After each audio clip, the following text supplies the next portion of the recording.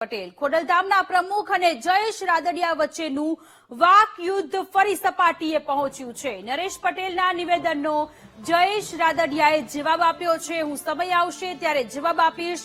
જયેશ રાદડિયાએ નિવેદન આપ્યું કે હું ઘરનો જ માણસ છું અને ઘરની વાત ઘરમાં જ રાખી છે, બાકી સમય આવશે ત્યારે હું જવાબ આપીશ। જામનગર ખાતે આયોજિત રક્તદાન કેમ્પમાં જયેશ રાદડિયાએ નિવેદન આપ્યું છે। ઇફકોની ચૂંટણી જીત્યા બાદ જયેશ રાદડિયા અને નરેશ પટેલ વચ્ચે નિવેદનને લઈને ચર્ચાઓ થઈ હતી। નરેશ પટેલે નામ લીધા વિના ઘરની વાત ઘરમાં રાખવી જોઈએ તેવું નિવેદન આપ્યું હતું, જેનો જવાબ આપ્યો છે। વિવાદ વધતા નરેશ પટેલે ખોડલધામના જયેશ રાદડિયા સાથે છે તેવું નિવેદન આપ્યું હતું।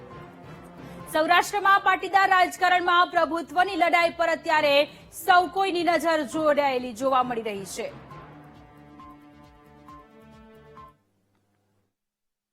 અત્યારે બ્લડ ડોનેશન કેમ્પની અંદર હું આવ્યો છું। એ કાર્ય સારા કાર્ય સેવાકીય કાર્ય માટે આવ્યો છું। એ અહીંની વાત નથી, બહારનું પ્લેટફોર્મ છે અને એ બધા જવાબો સમય આવે ત્યારે સમય હું આપીશ, પણ હું નથી રાખી શક્યો તો એને પૂછજો, એને ખ્યાલ હશે। ઘરની વાત ઘરમાં જ હોય છે। મેં હંમેશા સમાજનું સારું કાર્ય કરવા માટે સમાજના દીકરા તરીકે અમારી જવાબદારી છે અને કીધું કે આ પ્લેટફોર્મ આજે નથી, આજે સેવાકીય કાર્યમાં છું અને સમય આવશે ત્યારે એની વાતો થશે।